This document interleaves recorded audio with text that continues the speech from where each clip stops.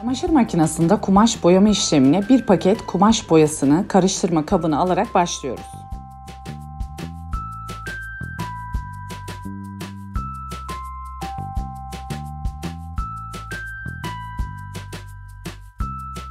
Boyanın üzerine 1 tatlı kaşığı sirke ve 1 tatlı kaşığı tuz ekleyin. Üzerine yarım litre kadar kaynar su ekleyip iyice karıştırarak boyayı çözün.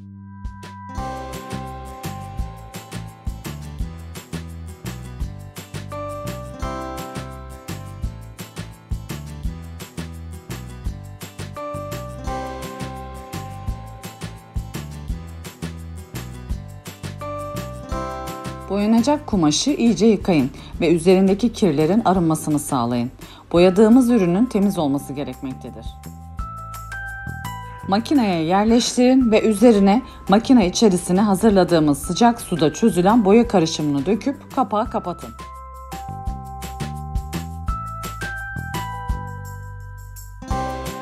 Yumuşatıcı gözüne yani orta göze sabitleyiciyi dökün.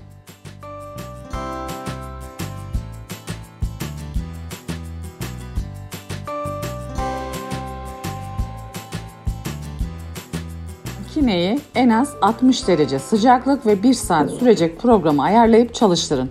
İsteğe bağlı 90 dereceye kadar sıcaklık ve 1 saatin üzerinde programda da boyayabilirsiniz. Ancak bu derece ve süre yeterli oluyor.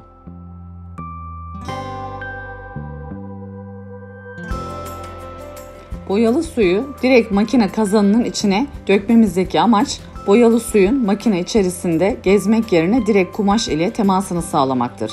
Böylelikle boyama işlemi sonrasında makinede boya kalıntısı kalmayacaktır.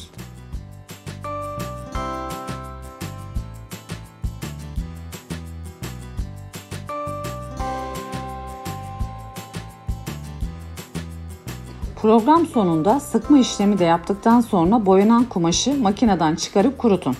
Kuruduktan sonra kullanmaya başlayabilirsiniz. Bu yöntem ile makinede boya kalıntısı kalmaz, ancak yine de isteğe bağlı deterjan ekleyip 15 dakika makineyi boş çalıştırabilirsiniz.